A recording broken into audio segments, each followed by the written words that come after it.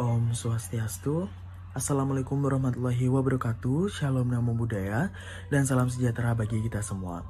Selamat pagi, siang, malam kepada dokter pengampu mata kuliah elektif manajemen hewan kesayangan Fakultas Kedokteran Hewan Universitas Udayana tahun 2022. Di sini kami dari kelompok 7 akan mempresentasikan hasil diskusi kami mengenai materi dari nutrisi dan pakan pada kucing.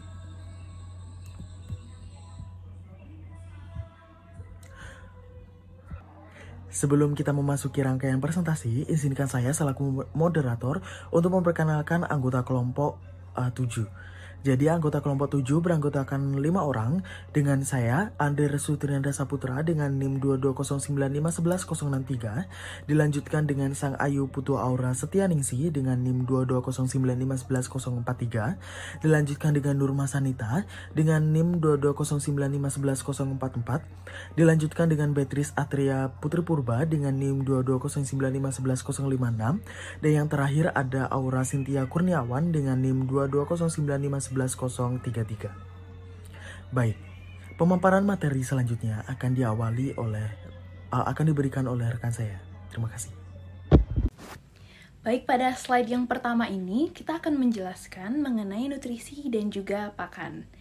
Nah, sebelumnya, apakah nutrisi dan pakan itu sama? Tentunya berbeda. Nah, jadi pakan adalah segala sesuatu yang kita berikan kepada hewan untuk dimakan.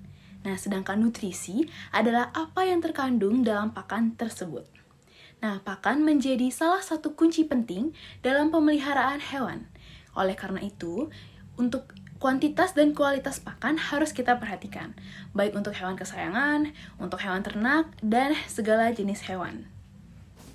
Nah, dalam hal ini, pakan yang seimbang dapat berupa campuran, yaitu sebagai sumber energi harus terdapat karbohidrat, protein, dan juga lemak. Untuk metabolisme tubuh hewan, dapat memberikan makanan yang kaya akan vitamin. Dan untuk mengatur suhu tubuh dan pengatur metabolisme, harus diberikan air dan juga mineral. Nah, yang pertama akan saya jelaskan yaitu adalah karbohidrat. Karbohidrat adalah zat organik utama yang terdapat dalam tumbuhan. Sebagian besar terdapat dalam biji, buah, dan akar tumbuhan. Nah, untuk proporsi karbohidrat yang dianjurkan pada seekor kucing adalah 10% dari total pakan yang dikonsumsi per hari. Namun, ini tergantung daripada kucing tersebut dan dapat bervariasi pada setiap jenisnya. Nah, fungsi utama karbohidrat itu adalah sebagai sumber energi untuk kucing tersebut. Berikutnya adalah protein. Nah, protein sendiri berfungsi untuk membentuk sel-sel tubuh dan juga jaringan. Selain itu, membantu mengatur metabolisme, mengangkut bahan-bahan esensial, dan juga pertahanan tubuh. Nah, proporsi dari protein pada kebutuhan kucing dapat mencapai 45-65% dari total pakan harian, karena protein sangat berperan penting dalam pertumbuhannya. Protein khususnya dapat didapatkan dari kandungan ikan, daging, dan sumber protein lainnya. Jumlah protein yang dibutuhkan untuk menjaga kesehatan dipengaruhi oleh faktor umur, jenis kelamin, dan juga tingkat stres dari kucing tersebut. Mineral utama yang dibutuhkan oleh anjing adalah kalsium dan fosfor yang berfungsi untuk pembentukan dan pemeliharaan tulang dan gigi. Kemudian zat besi dan kobalt dalam pembentukan hemoglobin darah. Dan juga iodin, kalium, garam natrium, magnesium, mangan, dan selenium juga berperan bagi proses fisiologis dalam tubuh. Selanjutnya, vitamin sebagai unsur pelengkap agar pakan menjadi seimbang. Vitamin dibagi menjadi dua, yaitu yang larut dalam lemak diantaranya vitamin A untuk penglihatan, vitamin D untuk membantu proses metabolisme kalsium dan mineralisasi tulang, vitamin E untuk menjaga kesehatan jaringan kulit, mata, sel darah merah, dan hati, dan sebagai antioksidan alami, sedangkan vitamin K pembentukan sistem peredaran darah dan penutupan luka. Kemudian yang larut dalam air yaitu vitamin B untuk proses metabolisme tubuh, dan vitamin C untuk antioksidan, pembentukan kolagen, imunitas, dan lainnya. Kemudian air sangat dibutuhkan dalam kehidupan dan dalam kerja organ tubuh. Normalnya membutuhkan 40 ml per kilogram berat badan. Kemudian air memiliki fungsi untuk mengatur suhu tubuh, diet pakannya, dan mempercepat proses pencernaan bila mengkonsumsi pakan yang kering. Kemudian sumber energi berdasarkan jumlah pakan yang dibutuhkan tergantung dari rasio kandungan karbohidrat, lemak, dan protein dari pakan. Jika lemak dan karbohidrat tidak mencukupi, maka protein yang akan dipecah untuk menyediakan energi. Selanjutnya ini adalah tabel presentasi nutrisi yang dibutuhkan oleh anjing. Yang pertama ada masa pertumbuhan, kemudian masa remaja maintenance, dan yang ketiga remaja aktif, dan yang keempat menyusui, dan yang kelima masa tua. Sumber nutrisi. Adapun sumber nutrisi yang diberikan pada kucing antara lain, yang pertama ada daging. Daging merupakan sumber protein hewani yang tersusun sebagian besar oleh jaringan otot, jaringan lemak, jaringan ikat, dan pembuluh darah. Kandungan nutrisinya ditentukan oleh bagian yang diambil. Selain sebagai sumber protein dan lemak, daging juga mengandung zat besi, vitamin A, vitamin D, iodin, dan kelompok vitamin B seperti tiamin, niacin, riboflavin, dan vitamin B12. Yang kedua ada ikan. Ikan memiliki kandungan 18% protein, kandungan lemak 1-20%, asam lemak omega 3, vitamin A, vitamin D, vitamin B6, vitamin B12, zat besi, yodium, selenium, dan seng. Ikan direbus terlebih dahulu sebelum diberikan pada kucing. Hal tersebut bertujuan untuk menghancurkan enzim tiaminase pada ikan, sehingga tidak akan terjadi defisiensi tiamin. Yang ketiga, sayuran. Sayuran memiliki kandungan serat, vitamin, dan mineral yang berfungsi untuk pertumbuhan sel tubuh kucing. Sayuran yang biasa digunakan sebagai pakan yaitu kubis, selada, dan kembang kol, karena banyak mengandung air, serat kasar, dan sebagai sumber vitamin D. Selain itu, wortel, kentang, ketela, dan buah juga dapat diberikan pada kucing. Yang keempat ada susu. Susu merupakan sumber kalsium, fosfor, dan vitamin A. Susu memiliki kandungan air sebesar 87,5%, laktosa 5%, protein sekitar 3,5%, lemak sekitar 3-4%. Susu sangat disukai oleh kucing. Yang kelima ada telur. Telur merupakan sumber protein yang dapat diperoleh selain dari daging, ikan, maupun sayuran. Telur mengandung zat besi, protein, riboflavin, asam folat, vitamin B12, vitamin A, dan vitamin D yang baik untuk kucing. Hindari pemberian putih telur mentah untuk kucing karena putih telur mengandung avidin, yaitu suatu senyawa yang dapat memecah biotin dalam tubuh yang jika diberikan secara terus-menerus dapat mengganggu pertumbuhan pada kucing. Dan yang terakhir biji-bijian. Biji-bijian seperti jagung, gandum, dan beras selama ini merupakan bahan dasar untuk membuat pakan kucing atau cat food. Biji-bijian digunakan sebagai sumber karbohidrat yang murah dan mudah didapat.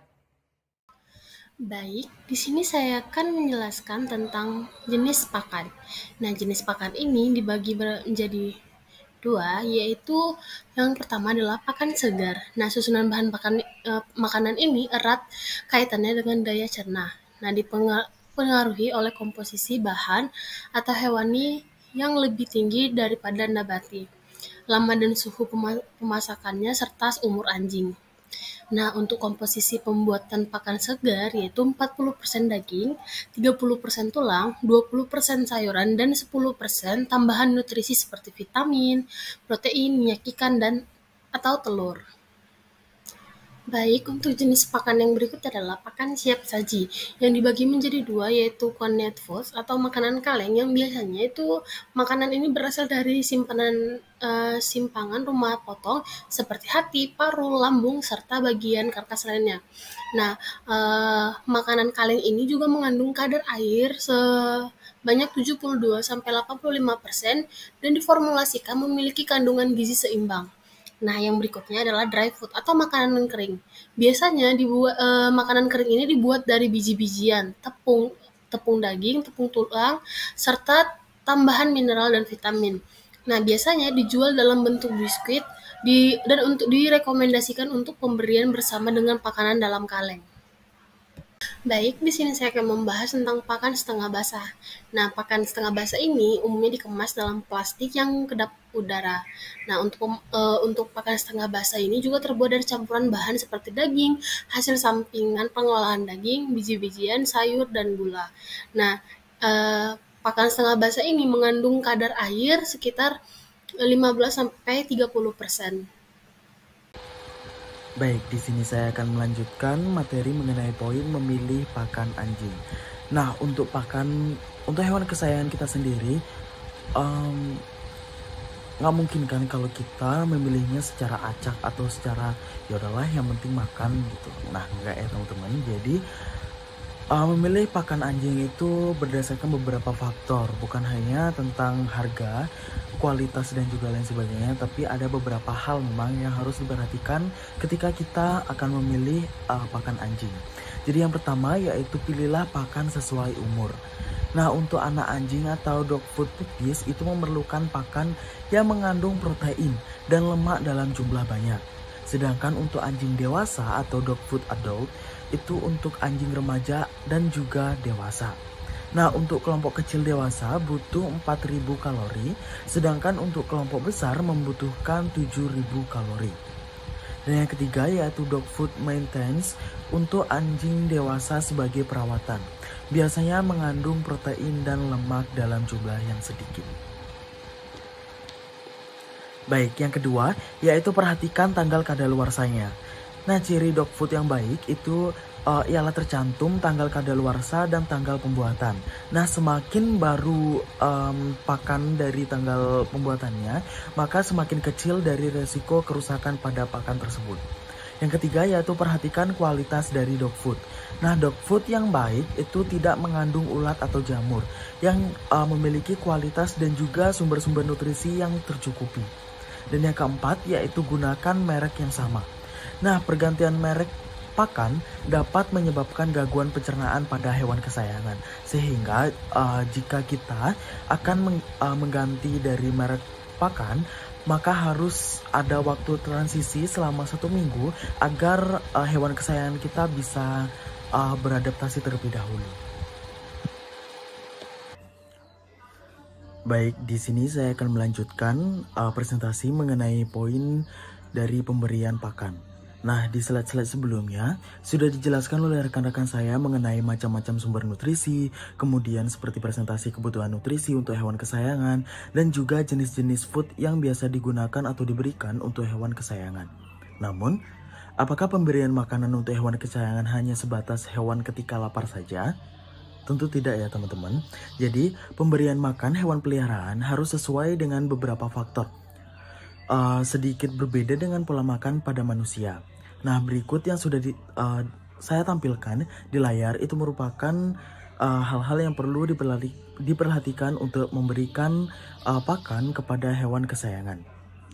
Jadi yang pertama, sesuaikan dengan usia dan ukuran badan. Nah, memberi dry food menjadi pilihan makanan yang umum diberikan oleh pemilik anjing. Nah, seberapa banyak takaran bisa disesuaikan dengan usia dan ukuran badan anjing. Semakin bertambahnya usia, anjing akan membutuhkan asupan nutrisi dan kalori yang berbeda. Biasanya, makanan yang diberikan menggunakan cup sebagai ukurannya. Dalam satu cup memiliki takaran yang sama dengan 1 gelas air mineral, yaitu sekitar 250 ml. Nah, usia anjing juga mempengaruhi frekuensi pemberian makan. Seperti pada umur 2-3 bulan, diberikan makanan sebanyak 3-4 kali. Kemudian untuk anjing dengan usia 4-5 bulan, itu diberikan makanan sekitar 2-3 kali juga. Dan di umur 6-12 bulan, diberikan makanan sebanyak 2 kali saja. Baik, faktor yang kedua yaitu perhatikan tipe dan berat badan anjing. Nah, selain menyesuaikan usia dan ukuran badan, tips memberikan makanan yang tepat untuk anjing dewasa selanjutnya adalah memperhatikan tipe dan berat badan anjing. Nah, ada 2 tipe anjing, yaitu anjing yang aktif bergerak dan kurang aktif. Nah, berikut ini patokan memberi makan yang tepat untuk anjing dewasa dalam 1 kali makan. Yang pertama, Jika berat badan anjing 10 kg dengan tipe aktif, maka diperlukan memberikan makan sebanyak 150 gram atau sekitar 1/4 cup. Sedang yang kedua yaitu jika berat badan 10 kg dengan tipe kurang aktif, maka diperlukan memberi makan sebanyak 120 gram